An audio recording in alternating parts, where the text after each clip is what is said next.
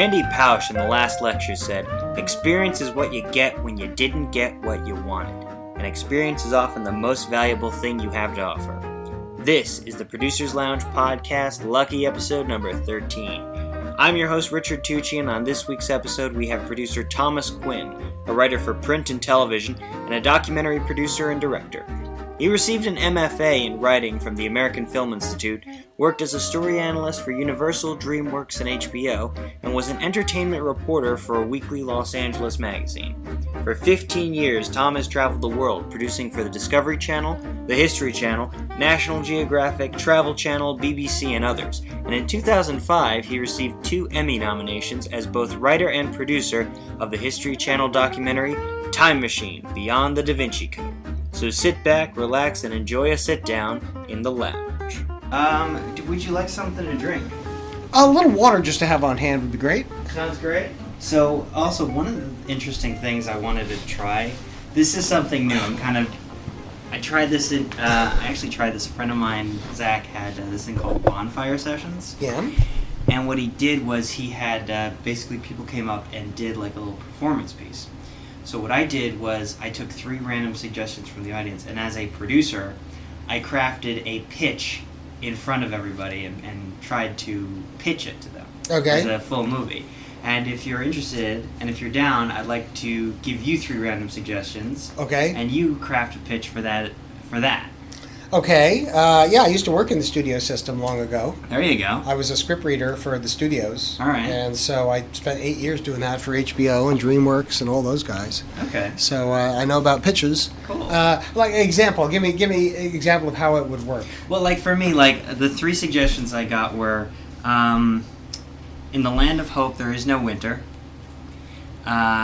Something about Ice Queen. And then go fuck yourself. Those were the 3 suggestions. Okay. So then what I created was this elaborate fantasy story where this guy from our universe got sucked into... Oh, it was Wendy the White Witch. That was the second suggestion. Okay. So in this pitch, he was sucked into this parallel dimension full of superpowers, and it was cursed in the land of winter. He met up with Wendy the White Witch, who had to go to find some amulet, and then go defeat the witch with this magical incantation, Oge, Ukfe, or Selfye. Okay. And then Pig Latin there, yeah. Yeah. And then at the end he became king of this land, and he said, in the land of hope there is no winter, because she was the Ice Queen and he had banished winter, and now it was summer as long as he was king. Oh, okay. So yeah, that was the whole pitch. Wow. Yeah, I don't know if I can give it a shot. Cool. So we're recording. We're recording now? Yeah. Oh, we are? Yeah. Oh, okay. I should be up on the mic then here. You know what? Casual. Like, I'm looking at the levels so I can see it as you're moving back and forth. So whatever you're comfortable with. Oh, yeah. Wasn't sure if the tone would be better here as opposed to echoey back here. Oh, I can move it on the board based on where you're at. So. Oh, you can? Yeah. Okay. All right. So, yeah, this is I guess this is about. Okay. Cool. Yeah. So, how are you, Mr. Quinn? Okay, so we're recording now. We don't have to wait till 2 o'clock. Correct. Oh, okay. All right, well, that's easy now. Okay, Yeah. I was going to say, like, well, we have to wait, but we're not live. No. Yeah, my name is Tom Quinn, and I'm a writer-producer and director of documentaries. I've been doing this for about 15 years. Okay. So how'd you get started, Tom? Actually, I came to L.A. To go to the American Film Institute, a graduate school there, as a writer. And I was out to write the Great American Screenplay. So I was trained basically as a feature script writer and worked on that for quite a number of years, wrote about a dozen feature scripts. Now, AFI is grad school. Where did you go for undergrad originally? Undergrad school, I went to Iowa State University. And I got a double major in economics and political science. I was originally headed for law school. That was the plan, and maybe then politics. What kind of law were you going to study? I wasn't entirely sure. I didn't get that far. Okay. I wanted something related to politics, though, probably constitutional law or something like that. Okay. And I realized at the time that it cost a lot of money to go to law school. Yeah. And I really didn't have anybody in my family who was a lawyer or had any, I really had no help. I didn't even know what LSATs were at the time. Oh, wow. So I was quite ignorant about the whole thing. And I decided after I graduated, I moved out to San Francisco. because I always wanted to live in California. Okay. Ever since I was 9 years old and I saw on TV The Endless Summer. And thought, the endless summer, a couple surfers following the summer around the world in search of the perfect wave. It's like, wow, that beats New Jersey, which is where I grew up. And so I thought, I want to live in California. Okay. But I moved out to San Francisco, where it's freezing and nobody surfs. It's very sweater weather. It's very much so. Yeah. But I moved out there and wasn't entirely sure what I wanted to do. And one day was working in a insurance company, just trying to figure out what my future was going to be about. And I thought about film. And I thought, I've always wanted to do something like that. But it's never been a really realistic thing for kids who grew up in suburban New Jersey. But I figured, what the hell, let me give it a shot. And so I called different producers and film schools and all that. And I ended up going to this little hippie film school at the Berkeley Film Institute. And learned all the basics of 16mm film production. And worked for some small companies in San Francisco and lived there for about 10 years. Quickly learned that there wasn't much of a film industry up in San Francisco beyond commercials and ads and things like that. There was only one agent in the entire city, which tells you something about where the money is. Gotcha. And so I thought, well, I really got to go to L.A. That's where they keep Hollywood. So for when you were there, like, what kind of, as a writer, were you still an aspiring writer at this time? Were you a producer? What were you doing while you were up there? I was in and out of film school. I was mostly writing because usually if you can't get a job or can't get a hold of a camera, then all you could do is write. So what I was doing was writing screenplays, trying to get that. And I got some agents in L.A. and had them represent my stuff. At the same time, I was working for small production companies in San Francisco that did documentaries and corporate multimedia shows and things like that, and made some money there. And eventually decided, though, I was going to have to make the move to L.A. And didn't want to go there as just a stranger with a script under his arm. It's an old story. So I figured I would go to grad school down there at AFI. It'd be a nice way to sort of segue in and meet people and really learn the craft. Why AFI as opposed to SC or UCLA or Cal Arts?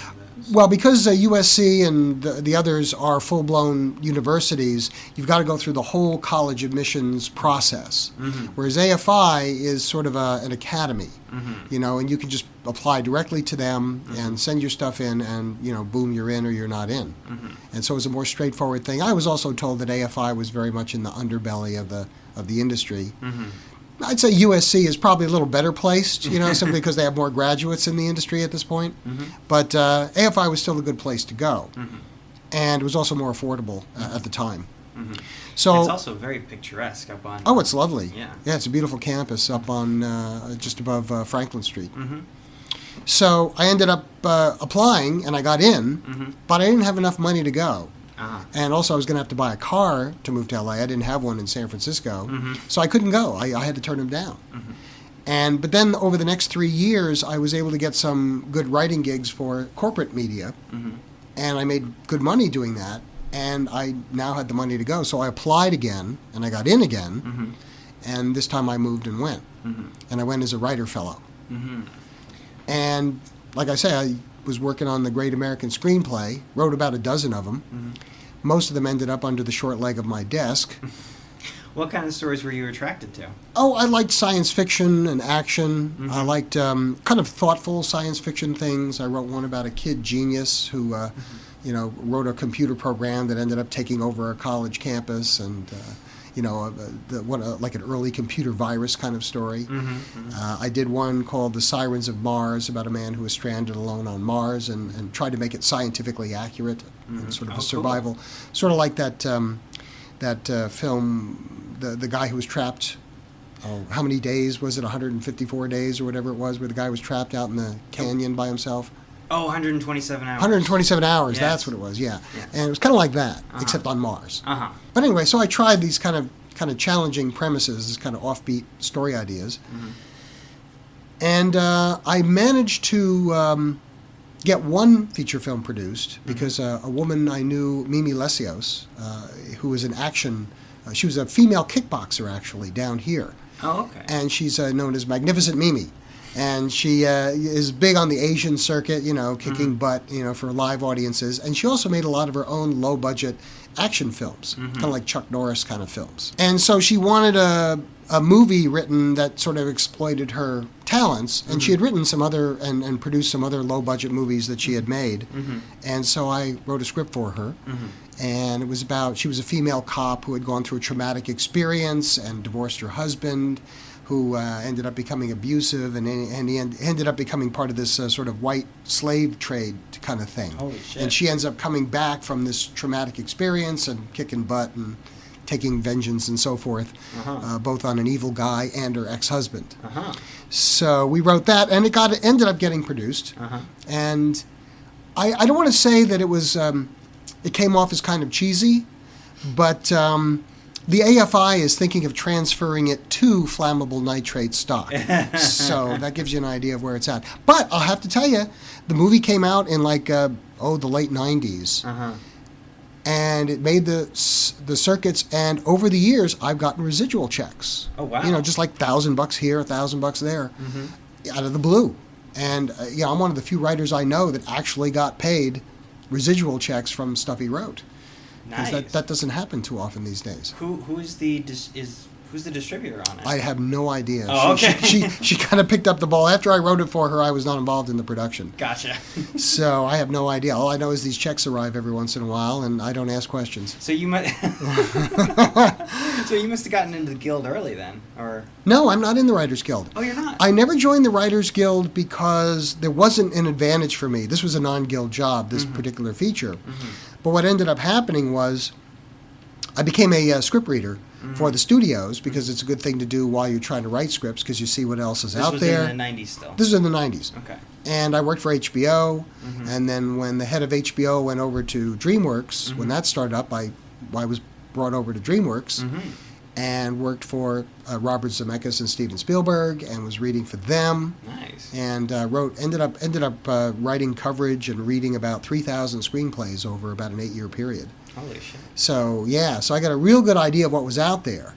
And I realized that I was a better writer than about 85% of what was out there. But if you have no connections or inside track, you need to be better than 95%. And I wasn't quite that good. Yeah. And you have to recognize that. But it was also a period when Discovery and History Channel were coming into their own. And they were becoming entities of their own. And I would watch those shows and I go, I can do that. And I just felt like I had a natural instinct for documentary. You point out a very interesting thing, because I went through this own transition myself, where you were at a point where you want to be a writer, you realized you had to be better than 95% of the people out there, but you were only better than 85% of the people out there. I was interested in writing scripts, and rather than being better than 95% of the people out there, I was better than 2. So then I quickly decided, no, screenwriting is not for me. In fact, the last screenplay I wrote, I gave it to this girl who was a staff writer on Eureka. And I didn't tell her I wrote it. I approached her as a producer saying, would you be interested in rewriting this for me? And I have the rights, and just rewrite what this other guy did. So then she, not knowing that I wrote it, she gave me a critique basically saying, well, honestly, it's terrible. I mean, I would just keep the title and throw everything else out. So that was my last foray into screenwriting. Well, they used to do that. I had a cable access show for a while in the 90s, back when they had public access TV. Oh, in LA or up north? No, right here in LA. Oh, nice. Yeah, and I used to do like a weekly show. Among the things I did when I was a script reader was I was also a entertainment reporter for a local magazine. Wow. And so I got to interview a lot of movie stars. Every Saturday morning we'd interview, Nicole Kidman or Halle Berry or Dustin Hoffman or whomever. Okay. And I also got to cover the Oscars twice, which was great. Got to go to the Oscars. Okay. That was always awesome. You bring up an interesting topic now, because a lot of people, when they talk about their career stories and their career span, they kind of gloss over several important things. Yeah. And they forget to mention that these very important seminal moments took place over a period of 8 years. Right. And I was curious, you were at AFI for 2 years. Right. And then after that, you did the public access thing and the local reporting thing. Oh, yes, right. So was there overlap there, or did you? Yeah, they were overlapped because the entertainment reporter is just a part-time job. Gotcha. So I go to movie premieres, and then write a review, and then the following Saturday or the previous Saturday we would do the round robins with the movie stars and write up an article about that as well. Okay. So it was just a couple hours a week, maybe 6 hours a week or so that I would put into that, watching the movie, writing the review, and doing the interviews. So all of these, the public access, the freelance reporting, and then the Script reading. The script reading for the studios, were these all freelance gigs and part-time? Or they were all freelance. The script reading was, I was basically on their staff. I was getting half a dozen screenplays a week to read for the studios. Okay. So I was a regular person that they relied on. Okay. They had a team of readers. So permalance, basically. Yeah. So it's sort of permalance. Okay, yeah. Because one of the reasons I like talking about this stuff is get the film students who tune in and listen. Sure. Like giving them an idea of what they can expect outside of film school. So, like in this period where you're doing a lot of freelance and permalance stuff, how many other like jobs and part-time jobs did you have until you found a steady gig with the studios? I was fortunate in that my second year at AFI, I was doing coverage through somebody I knew at the school. I was doing coverage for a company called the Mount Company. The Mount Company. Okay. Tom Mount, who had previously been the president of Columbia Pictures and then kind of spun off on his own. So I was reading scripts for their company. And I was reading them for free because I was still a student and I was still learning how to do coverage and whatnot. Internship. An internship, basically, right. And then once I graduated, they started paying me. And I never had to take any other job other than script reading because I worked for them for a couple years and then ended up working Paramount and Pathé and MGM and just kind of one studio after another. Sometimes I'd work at 2 or 3 of them at once. Okay. And so I always had a pretty full schedule and was able to make a living at it. Okay. Plus I did the entertainment reporter stuff. Okay. Plus I did the public access TV show, but that was more, I paid for that. You have to pay to do a public access show. Okay. You have to pay for the time, but I got the magazine that I did the entertainment reporting for to pay for the show, because what I would do is I would call it Entertainment Today, which was the name of the magazine, and that way it's brought to you by Entertainment Today. Gotcha. And so they were kind of the sponsor, and I would interview like second-tier TV stars and people like that. Was it fun? It was a lot of fun, and I got to be on camera, and I got to learn production in a way that I hadn't before, because I was mostly a writer. So I had to, I'd do everything from setting up the set, making sure the lighting was right, making sure all the ducks were in a row, and sound and everything was proper, and learned also how to comport myself on film, on camera, and so did a couple dozen of those shows. And that sort of segued me into production. It also taught me editing because they had editing facilities there at the time. Okay. And so how this played into the grand scheme was that when I did this for long enough, I decided, I saw Discovery Channel and History and thought, I could do documentaries. I think I'd be pretty good at this. Okay. So I got my own little video camera and videotaped myself and other, historical images and used film clips and all that to put together my own homemade half-hour show called The Unknown America, which is interesting unknown stories about American history, sort of a documentary pitch reel. Oh, okay. Okay, so I would use it as sort of it was not professional scratch, but it was an idea you could sit and watch and go, oh yeah, I can see a show, I can see a series out of that. And then I would show it to different companies trying to get a job. And I would use the editing facilities of the public access company to edit together the whole thing, and that's how I learned basic editing. And so I put together this like little pilot show, and showed it around and got some interest and signed a deal. Show never went anywhere, but I went back and filmed a second one that was more sophisticated and learned more sophisticated editing. Okay. And that one didn't get me, the series idea didn't sell. It was called Ends of the Earth.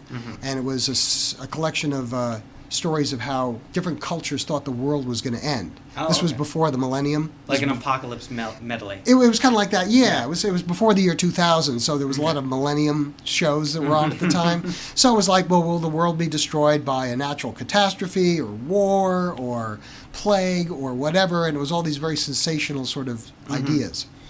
And so I put together a half-hour show on that, and I narrated it and hosted it and did the whole thing.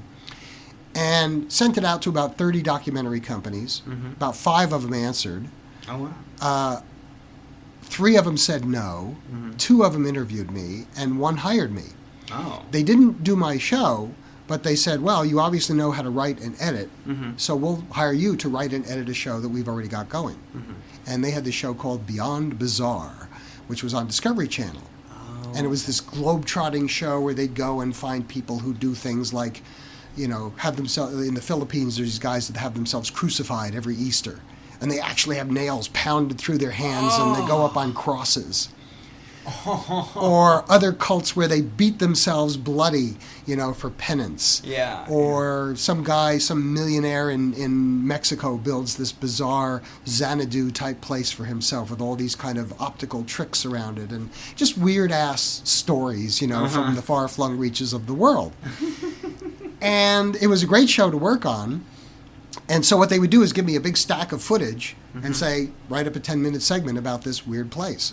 And so I would look at the footage, write up a script, and then edit it together. And that's how I did that for like a year. And then when that series ended, they sold a new series called Weird Worlds, which is basically the same idea, sort of a new version of the same idea. And I was kicked upstairs to writer-producer instead of writer-editor. And as a result, did a series of those shows, and suddenly I'm a writer-producer. And I did that for 4 years for John Burrid. Okay. And what does being a writer-producer entail on a documentary like that? Basically, you're the guy that makes everything happen. You have to research the subject, find out who you want to interview, where you need to go, what images you need to shoot, what your story's going to be. And then once you've figured that out, contact the people, arrange shooting schedules, arrange, set up the schedule and make sure you're within a budget and all of that. If you need stock footage, figure out where you get the right stock footage, and just all the elements, that you have to sort of plan and put it together, and then go out there and actually conduct the interviews. And then once the footage is shot, it did what I do continue to do what I did before, which was to look at the footage, write up a segment, and edit it together. Except this time I had an editor instead of me doing the editing. Gotcha. What was your average week like? You come in the morning. It was intense. It was intense because it was very low budget, not enough people to do the work, and so it was basically whatever had to get done had to get done. And so I'd end up, checking in to see what the editor did that day. I would make a bunch of phone calls about people we wanted to interview and try to coordinate the interviews so that we had to go to Boston. We could get 3 interviews in Boston. So did you travel with the crews? Or? Yeah, I wrote, direct, and produced these shows. So, and then I had a cameraman. Usually they were small 3-man crews. Because a lot of times now they'll do like foreign interviews and they'll do like local producers, but you're actually going on site with them. Yeah, a lot of them use stringers, which are local guys who do the interview for you, and then they send the footage back, and that way they don't have to pay you to travel. Gotcha. At the time, we didn't do that. I went everywhere. Gotcha. And what was cool was that John Burrid was the company owner, and his father was Bill Burrid, who had done a very famous show called Animal World. And he was kind of like Marlon Perkins and Mutual Omaha's Wild Kingdom, one of those guys. And their shows were actually back-to-back on Sunday nights for years. And so they had a library full of exotic footage, and their whole heritage of that company was wildlife and bizarre stuff around the world. So I got flown all over the world to do these shows with a little 3-man crew. Me, cameraman, and a sound utility guy. Okay. And so we ended up flying to the mountains of Mexico to film a mummy museum, to the Shetland Islands to film a Viking fire funeral where they set a whole ship on fire, thousands of people marching by torchlight in costumes like Vikings. A real Viking Viking funeral, yeah. And this is up by the Arctic Circle and all. And then shooting in Hawaii for either surf contests or for a thing about Pele, the god in Hawaii. Then we went to Borneo. What was the toughest shoot you had to do? The toughest shoot, Borneo was pretty tough because that was out in the jungles of Borneo, and we had to hike through the jungle. And the tough part about it was that we had to take we were on what was called the Headhunter Trail, which was a place where actual headhunters had gone 100 years before. And we actually stayed with the people whose grandfathers were headhunters. We stayed in their long house out by the river in the jungle. It was awesome. But the problem was that in hiking through the jungle, we had to go through a lot of shallow rivers and ford across them. And we had these longboats, these little primitive longboats. They looked like kayaks. And the problem was that it was a dry season, and so some of the rivers were so shallow that you couldn't get the boat across them, so you'd have to get out and ford them across. The problem is your boots get wet when you do that. And then when you're back on land again hiking, you're hiking in wet boots, which is a nightmare. It'll destroy your feet. It damn near destroyed my cameraman's feet. And so, and our guide never told us to bring an extra pair of shoes. So she pulls out an extra pair of boots, puts them on, she's got nice dry feet. And she goes, "Oh, you didn't bring extra shoes." And we said, "Well, no, you didn't say to do this." And so we're hiking through the jungles of Borneo in wet boots with our feet getting torn up. You're soaked to the skin with sweat a half hour after you start out in the morning because it's humidity and heat and everything else. So that was pretty tough. But it was also fascinating. And we ended up going to the world's largest bat cave, where this is a cave where you walk into a side of a mountain and the cave itself is the side of the Astrodome. Oh, wow. You can't even see the ceiling because it's so high and it's lost in the darkness. And 2 million bats live in this cave. And so we go in there, we walk like maybe 100 yards into the cave so that we can face outward out the mouth of the cave at twilight, which is when the bats go out to feed. And so we see this, you're looking at this black frame of the cave, stalactites and everything, with the sky outside the front of this cave, and the opening of the cave is like 200 feet high. And groups of bats would fly out against the sky, and they would fly in circles like donuts for like a minute, and then they would trail off into the jungle. And then another bunch of bats would come, and they would fly in a circle, like they're getting organized and revved up. And then they would fly off, and this would go on for like 45 minutes.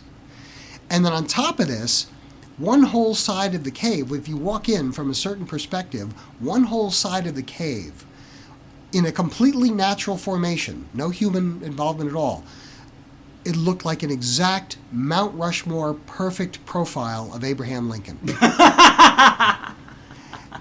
And it's just like we're sitting there, or standing there in the cave filming this, with circles of bats flying in front of a profile of Abraham Lincoln that's like 50 feet high.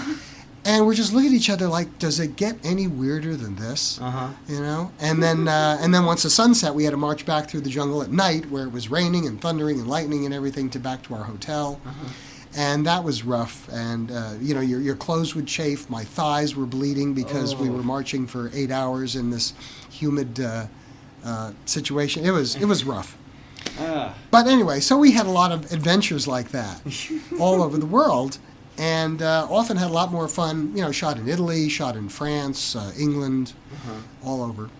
And had a good time doing it. And like I say, it was rough times, but I often had more fun in these places than I had going to places on vacation.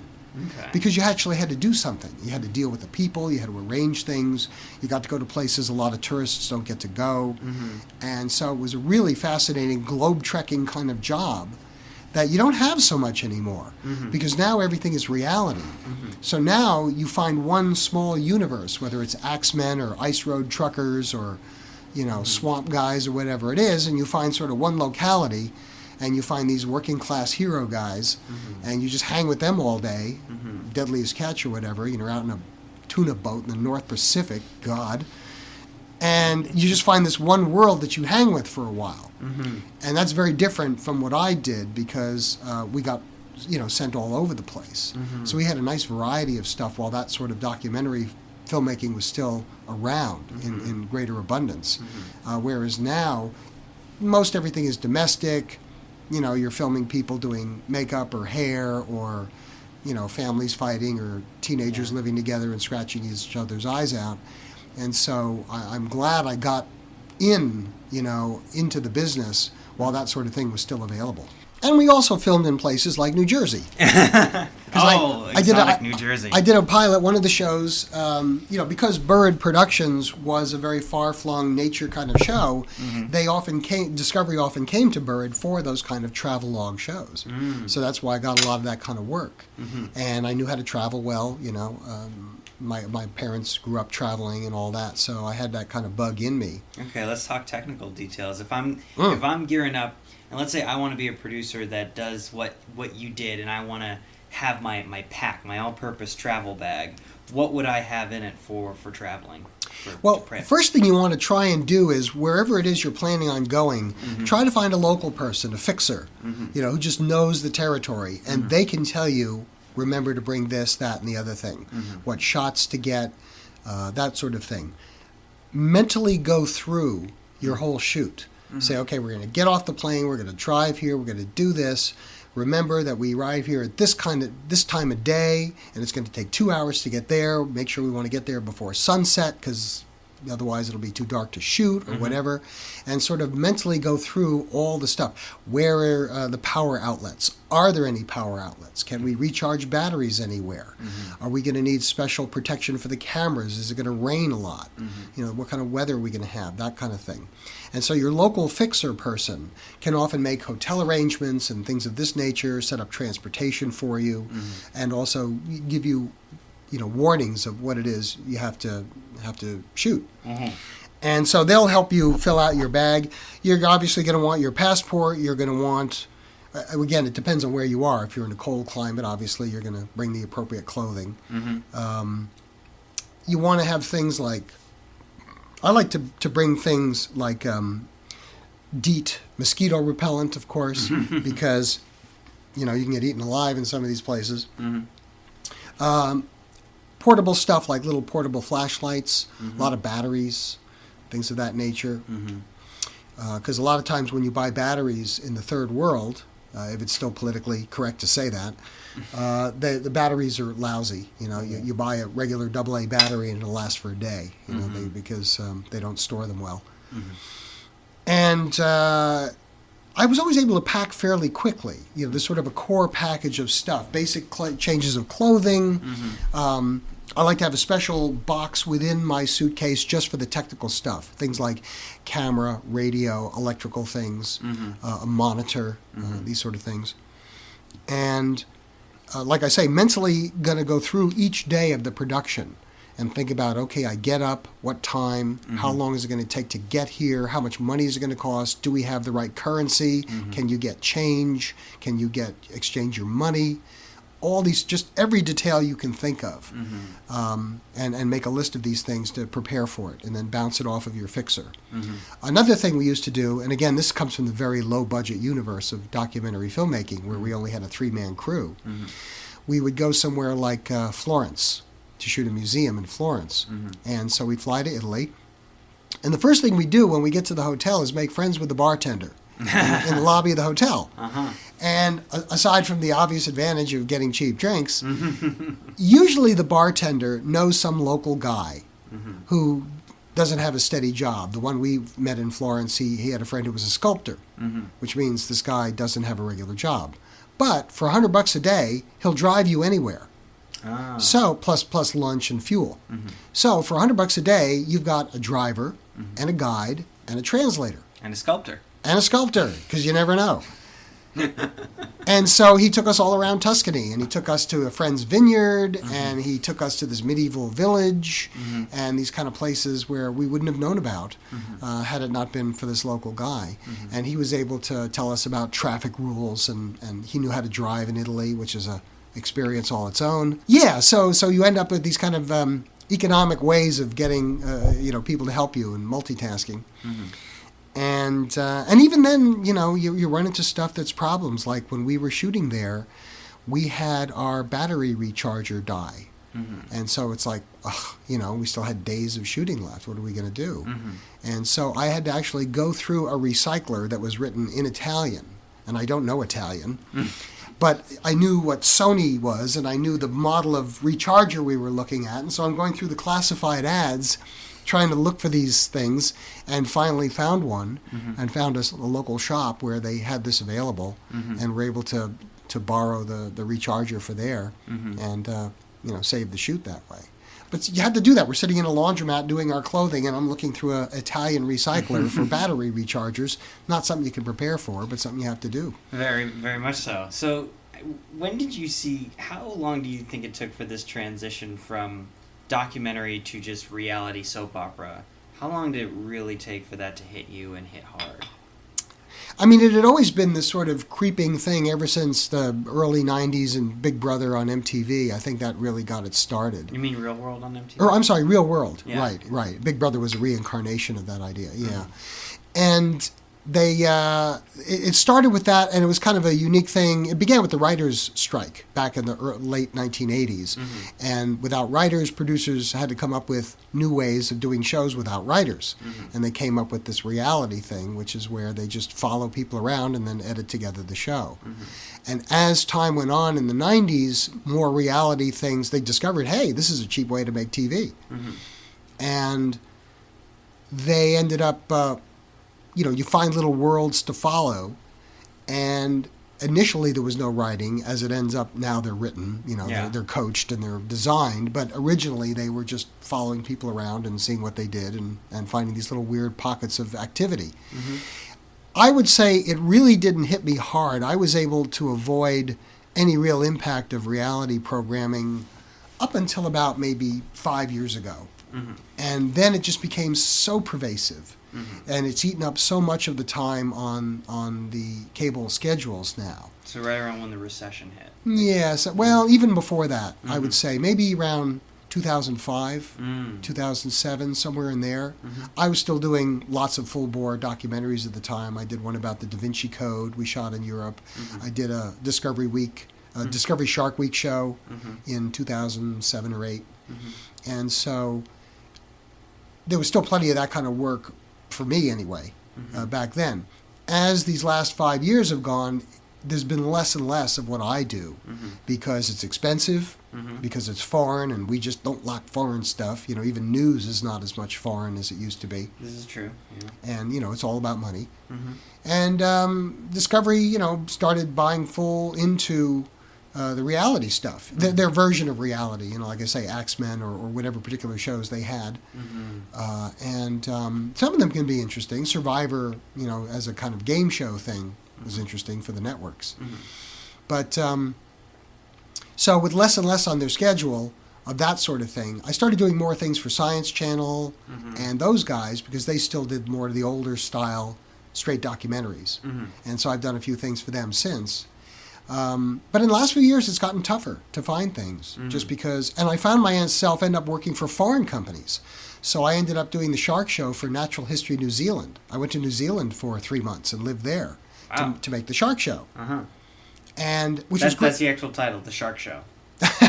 No, the actual, I call it my Shark Show. Okay. It's called Top 5 Eaten Alive. Oh, that's a good title. Not my title. They came up with it.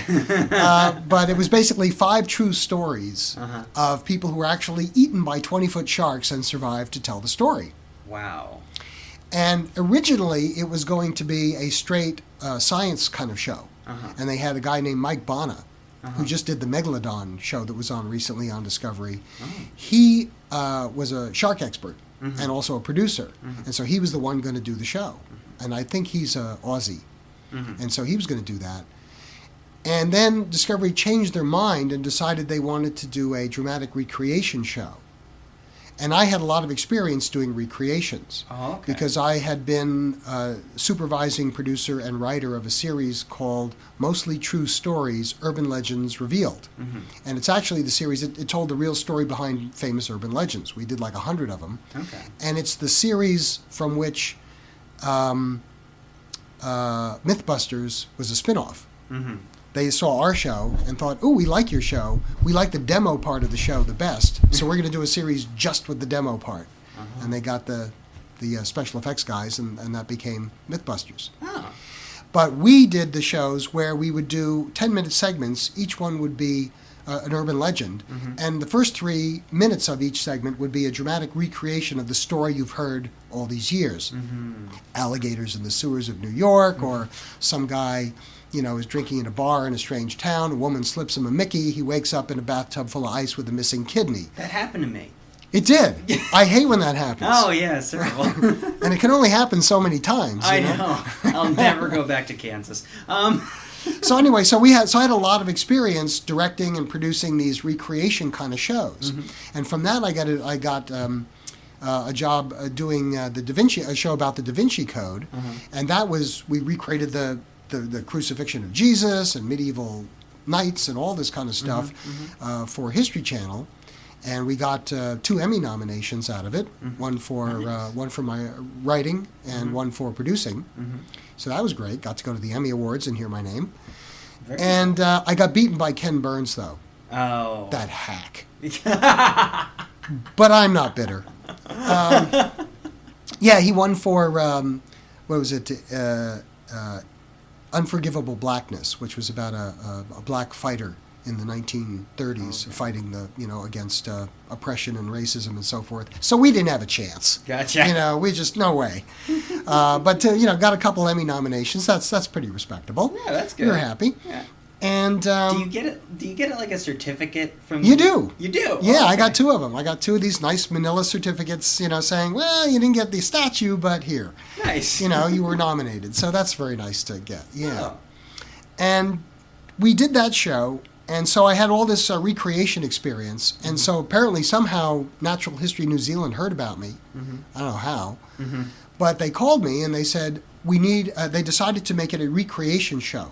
So they wanted to do the shark show as dramatic recreations of the shark attacks, since there wasn't footage of the actual attacks. And so I said, sure, when do you need me? And they said, Friday. So I had to pack for New Zealand in 6 days, and 10 days after that we were shooting. Wow. And so, I'm in this bay in northern New Zealand with a 6-man dive crew and a $10,000 fake shark head that I had to order because you need a shark head to swallow your people. And I'm floating out here just going, I didn't even know this place existed 2 weeks ago, and here I am in the middle of this, And it took a little hubris to think that I could fly halfway around the world and be completely in charge of this whole operation. Because doing a show like that was especially complicated because half of it was shot underwater, so you needed underwater cameras, you needed divers, you needed boats where the stories happened, but then you also needed production boats for the crew and the camera. You needed different beaches and locations where this stuff could happen. And fortunately, Natural History New Zealand was well prepared with all that because they were an old-style nature photography kind of show, kind of company. Gotcha. So, there was one of those places where half of everybody who worked there had been to the South Pole 5 times. They were real adventure guys. So I was surrounded by, and this is, if there's one lesson you ever want to learn about producing, it's probably true in Hollywood movies as well as documentaries, surround yourself with people who are smarter than you, because they make you look good. Yeah. You're as good as you are at any particular point. You might as well make yourself the weakest link in the chain. And so with people who are better than you around you, don't be intimidated. Let them do their jobs. Keep it all on track. And let them be great because they make you look great. Gotcha. And that's really the key, to just, get the best people and let them do their jobs. And your job as a director is not to tell them what to do, but to point to the horizon and say, we're all going there. Whatever you're doing, make sure we're going there. That's where we're all headed. Nice. And that way you get everybody on the same page, but still free them to do their job as best they can. And so we ended up doing this shark show, and it did real well. And it was I look at it now and marvel that I was able to do it. I couldn't believe that I pulled it off. But we did, and it was, like I say, 3 months in New Zealand doing this, and it was an awesome experience. Fantastic. Yeah. So, and since then, you've done a ton of other documentary stuff for the Science Channel and Discovery. And Done Science Channel. I've done. I worked partially on one of the Through the Wormhole shows with Morgan Freeman. Did a little bit of that, but I was really sick during that production, so I wasn't able to finish. I wasn't able to really give them what they needed because I got dog sick with the flu. In fact, they had flown me to England and to Oxford to interview some cutting edge scientists there because they do like physics. Right. Wormhole is about physics and astronomy and that kind of thing. Gotcha. And so I had a horrible flu, and we're standing in 20-degree weather on top of a church steeple with wind blowing, filming things, and it's like the worst thing I could have done for myself. And the last night I was there, I was so sick that I actually had to sleep in the bathtub in my hotel room, because if I just slept in bed, I would go into violent cold shivers. So I actually filled the bathtub with hot water and slept in the tub all night and would have to wake up every 2 hours to refill it with hot water. Oh, my goodness. And that's how ill I was. And then when I got the train from Oxford back to London, it started to snow. And we were hit with a 25-year blizzard that paralyzed the whole country. Every plane 25-year blizzard? A 25-year blizzard, meaning it was the worst one in 25 years. Gotcha. That's what I mean by that, yeah. That's some Narnia shit right there. It felt like 25 years. But by the time I got to London to the airport, everything was snowed in. And every flight was canceled for the next 5 days.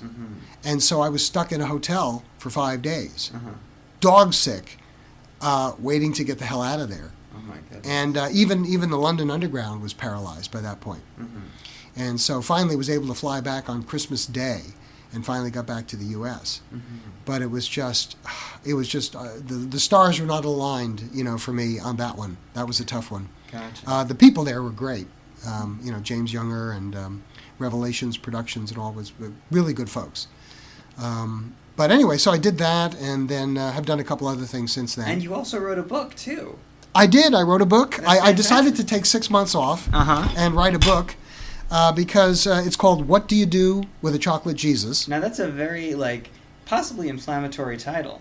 Oh, yeah. Well, it's supposed to be. It's basically a skeptic's history of Christianity.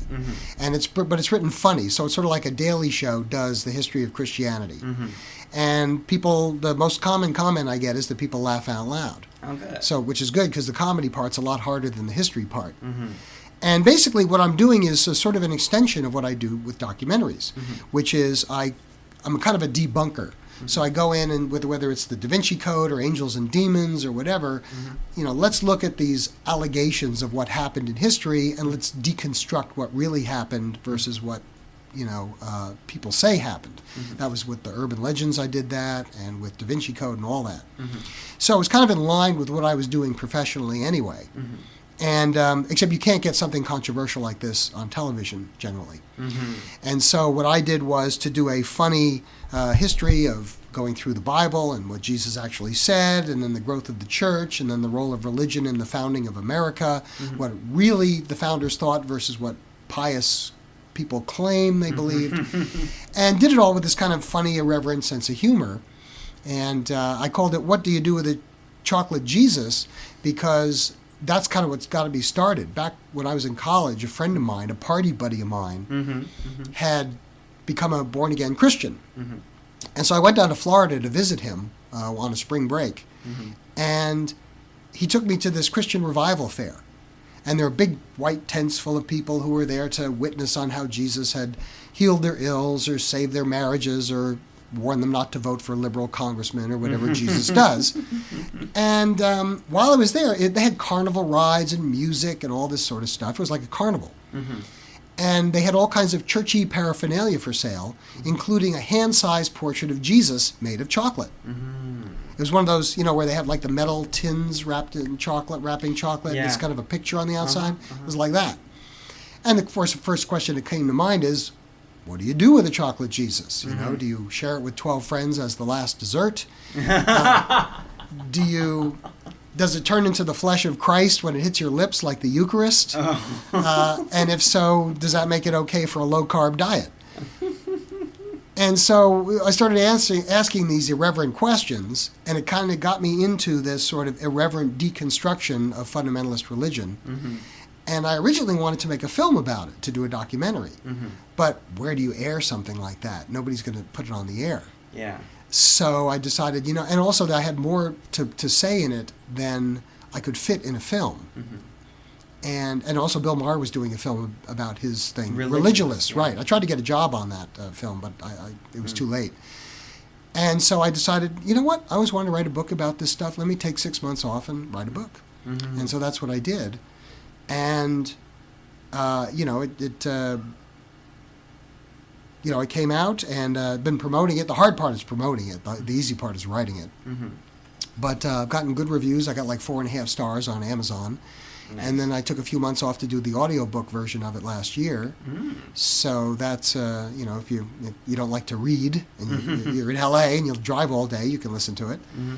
And but I decided to do that. It was one of those things where I had always had this stuff in my system, and I said, you know what, I've got the time, I've got a little bit of money, let me take the time off and just do it. And it may come to nothing, but I decided to get out of my system and do it, and I'm glad I did. Awesome. So. Well, cool. I would love to read it if possible. Yeah, I've got a copy here for you. What Do You Do with a Chocolate Jesus? Awesome. And by the way, let me, if I can pitch it, it's on Amazon.com. Amazon.com. On Amazon.com, you can get it in Kindle or paperback or audiobook. There you go. And it's also on, Audible.com as the audiobook. So it's easy to find. And I also have a website, trquinn, Quinn.com. Okay. And that has blogs I write and little audio commentaries and more humor and so forth. So. All right, let me ask you, what are you working on next? Right now I'm looking for the next big thing because I finished, in the early part of this year, I finished a big history of the world, a history of the whole world. Nice. From caves to condos, that was done for Discovery Military Channel and BBC. And basically, it was a big, sprawling 8-part series that they shot in South Africa. And they did 2 versions of it, an American version and a British version. And I wrote the American version of it. And that was the big project. And since then, I've been looking around for the right thing, and it's been a real quiet summer. I've been working on my own stuff since. I'm cutting my own sizzle reel and that sort of stuff. Now, this is one of the questions I wanted to ask with this podcast, because a lot of our jobs are freelance in the entertainment industry. An unemployed actor goes out on auditions and goes to classes. An unemployed writer sits at home and writes on spec scripts. What does an unemployed producer do? Yeah, exactly. Or what should they do? Right. Yeah. Well, I've always had pretty good... Usually what ends up happening with me is I end up sending out a resume to every production company I know. Cold calling? Or just sending out a resume, yeah. Just not even calling. Just because when you call, all you get is the receptionist. Yeah. So you send out a resume, you try and find out who it is who's in charge of production or development or whatever, and you try and get it to them. Do a little detective work, go to their website, or sometimes you have to call them and just find out who the person is. And get those resumes out there. 90% of the time, they'll never write back to you. You'll never hear from them. Every once in a while, you'll hear back, thanks, we'll keep you in mind, blah, blah, blah. And once in a rare while, you get an interview. Usually, when I get the interview, it's about a 50-50 shot. When about half the time I will get the job once I get the interview. So that's an important threshold. And it's, going out there and doing that. And in the meantime, you have to develop your own ideas so that if somebody comes to you and says, well, we don't have anything going now, but you got any ideas we can pitch, you have something ready to go, something you've researched, a treatment you've written up. And how developed does this pitch have to be? Does it have to be a log line, a 1-page, a sizzle reel? No, you ought to have at least like a 3-page, to me, at least a 3-page treatment. You got to do some homework. You have to bring something to the table that the guys that you're trying to get a job from don't have. And so you say, okay, I've got a show about XYZ, and here's an outline of it. Here's where we would shoot. This is what it would basically be like, and have a kind of a snazzy, catchy 3-page thing that explains and fleshes out what you want to do. Okay. And that way you have something to bring to the table if they're asking for original material. And because that's what I did.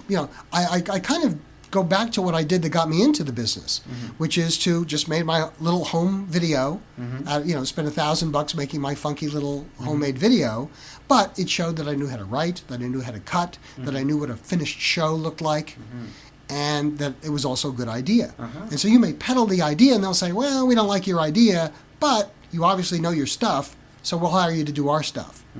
And usually after weeks or months of sending out resumes and being largely ignored. And that's what kills you about Hollywood. Hollywood, in a town full of people dying for recognition and attention, Hollywood will ignore you to death. Yeah. It's not that people are mean. If people are mean to you, hey, at least they're paying attention. Yeah. But it's when you can't get arrested that's the worst thing. I never thought of it like that. If they're mean to you, at least they're paying attention. At least you're important enough to be pissed at. Oh, that's but good.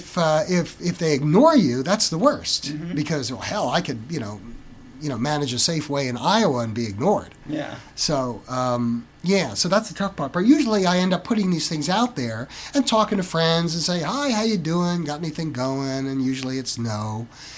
And then out of the blue, almost apropos of nothing I've done, will come an opportunity. And that's been the pattern with me.